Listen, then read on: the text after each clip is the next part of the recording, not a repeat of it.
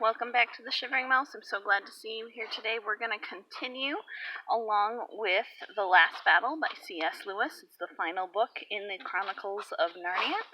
We're going to start with Chapter 4, What Happened That Night. You may hear the dogs moving around in here because we're back in the tent in our mobile headquarters, so enjoy the view and sounds of nature, I guess. I just wanted to be outside. Alright, Chapter 4, What Happened That Night. The king was so dizzy from being knocked down that he hardly knew what was happening until the collarmans untied his wrists and put his arms straight down by his side and set him with his back against an ash tree. They then bound ropes around his ankles and his knees and his waist and his chest and left him there. What worried him the worst at the moment, for it is often the little things that are hardest to stand, was that his lip was bleeding where they had hit him, and he couldn't wipe the little trickle of blood away, although it tickled him. From where he was, he could still see the little stable on top of the hill and the ape sitting in front of it. He could just hear the ape's voice still going on, every now and then, some answer from the crowd, but he could not make out any of the words. "I wonder what they've done to Jewel," thought the king. Presently the crowd of beasts broke up and began going away in different directions.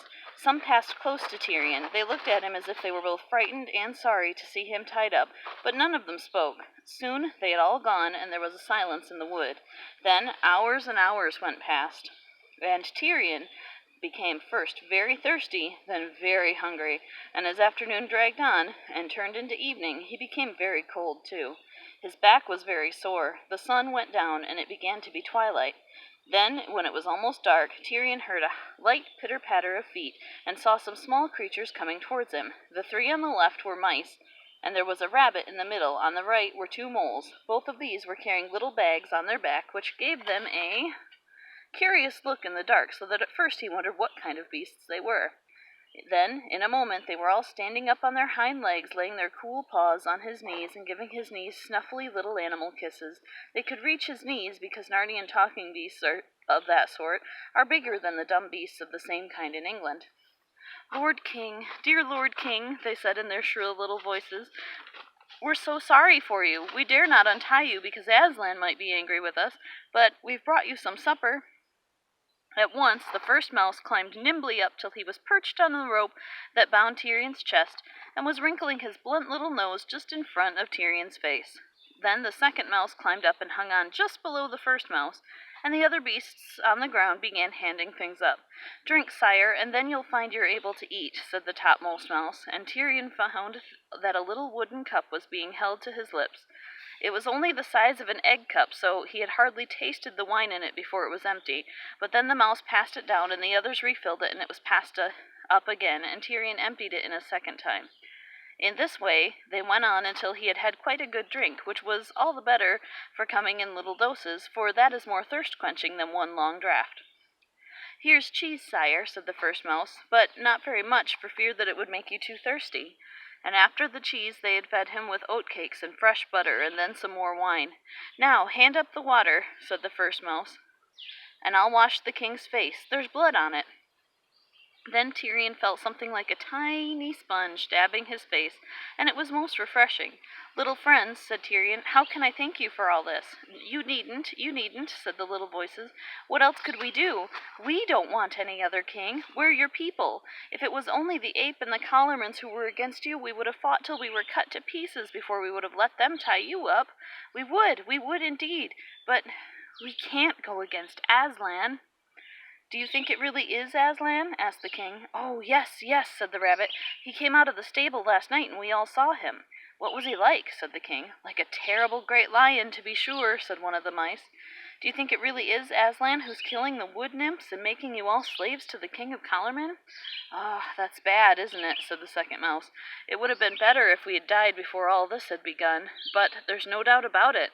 Everyone says it's Aslan's orders, and we've seen him. We didn't think Aslan would be like that. Why, we wanted him to come back to Narnia." "He seems to have come back very angry this time," said the first mouse. "We must all have done something dreadfully wrong without knowing it. He must be punishing us for something, but I do think we might be told what it was." "I suppose what we're doing now may be wrong," said the rabbit. "I don't care if it is," said one of the moles. "I'd do it again." But the others said, "Oh, hush!" or "Do be careful." And then they all said, "We're sorry, dear king, but we must go back now. It would never do for us to be caught here." "Leave at once, my dears," said Tirian. "I would not for all of Narnia bring you into any danger." "Good night, said the beasts, rubbing their noses against his knees. "We will come back if we can." And then they all pattered away, and the wood seemed darker and colder and lonelier than it had been before they came. The stars came out, and time went slowly on. Imagine how slowly, while that last king of Narnia stood stiff and sore and upright against the tree in his bonds. But at last something good happened. Far away there appeared a red light. Then it disappeared for a moment, and then came back again, bigger and stronger. He could see dark shapes going to and fro on this side of the light and then that, carrying their bundles and throwing them down. He knew now what he was looking at. It was a bonfire, newly lit, and the people throwing bundles of brushwood onto it. Presently it blazed up, and Tirian could see that it was at the very top of the hill. He could see quite clearly the stable behind it, all lit up in the red glow, and a great crowd of beasts and men between the fire and himself. A small figure, hunched up beside the fire, must have been the ape. It was saying something to the crowd, there we are, but he could not hear it. Then went and bowed 3 times to the ground in front of the door of the stable. Then it got up and opened the door, and something on 4 legs, something that walked rather stiffly, came out of the stable and stood facing the crowd. A great wailing and howling went up so loud that Tirian could hear some of the words. "Aslan! Aslan!" cried the beast. "Speak to us! Comfort us! Be angry with us no more!" From where Tirian was, he could not make out very clearly what the thing was. He could see that it was yellow and furry. He had never seen the great lion, and he had never seen a common lion. He couldn't quite be sure that what he saw was not the real Aslan. He had not expected Aslan to look like... Bailey! Sorry about that. The puppies made a break for it. I told you Bailey's too smart for my good. She pushed open a hole in the tent. Let's see here. He had not expected Aslan to look like that stiff thing which stood and said nothing, but how could one be sure? For a moment horrible thoughts went through his mind. Then he remembered that nonsense about Tash being Aslan and Aslan being Tash, and the whole thing seemed like a terrible cheat. The ape put his head up close to the yellow thing's head as if he were listening to something. It was whispering to him. Then he turned and spoke to the crowd, and the crowd wailed again. Then the yellow thing turned clumsily round, and you might almost say it waddled back into the stable, and the ape shut the door behind it. After that, the fire must have been put out, for the light vanished quite suddenly, and Tirian was once more alone and cold in the darkness. He thought of other kings who had lived and died in Narnia in old times, and it seemed to him that none of them had ever been so unlucky as himself. He thought of his great-grandfather's great-grandfather, King Rilian, who had been stolen away by the witch when he was only a young prince, and kept hidden for years in the dark caves beneath the land of the northern giants. But then it had all come all right in the end, for 2 mysterious children had suddenly appeared from the land beyond the world's end, and had rescued him so that he came home to Narnia and had a long and prosperous reign. "It's not like that with me," said Tirian to himself. Then he went further back and thought about Rilian's father, Caspian, the seafarer, whose wicked uncle Miraz had tried to murder him, and how Caspian had fled away into the woods and lived among the dwarves. But that story, too, had come out all right in the end, for Caspian had also been helped by children, only there were 4 of them that time, who came from somewhere far beyond the world and fought a great battle to set him on his father's throne. "It was all long ago," said Tirian to himself. "That sort of thing doesn't happen now."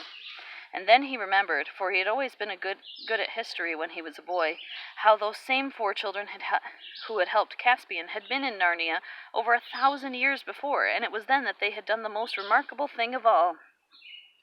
For then they had defeated the terrible White Witch and ended the 100 years of winter.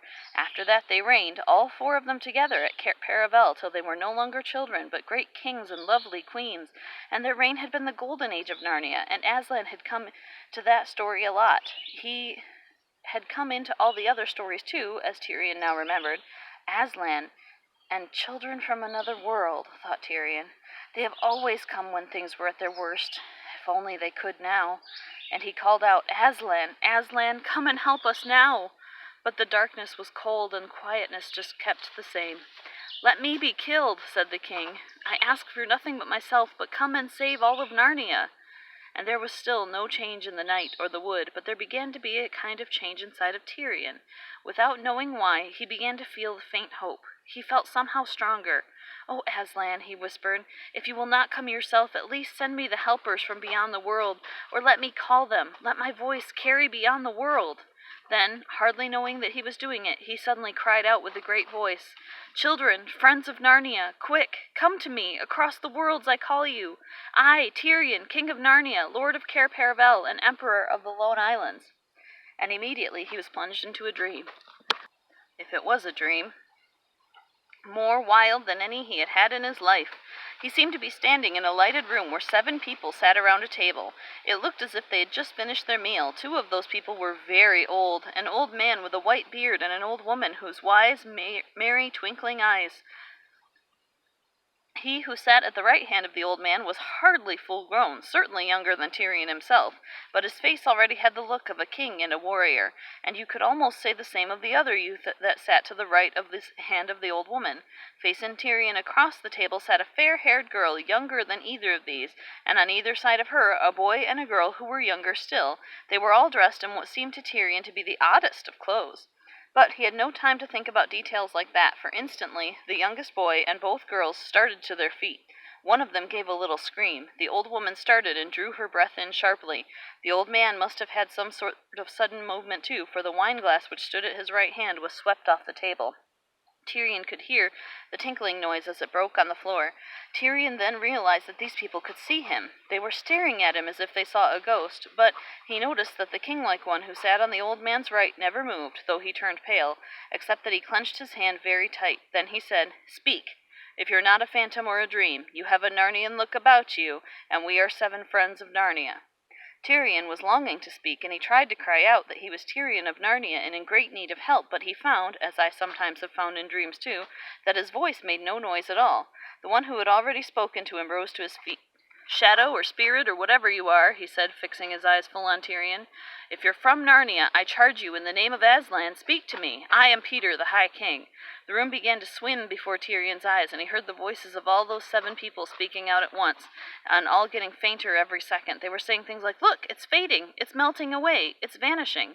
The next moment he was awake, still tied to a tree, colder and stiffer than ever. The wood was full of pale, dreary light that comes before sunrise, and he was soaking wet with dew. It was nearly morning. That waking was about the worst moment he had ever had in his life. Next time we'll go over Chapter 5, How Help Came to the King.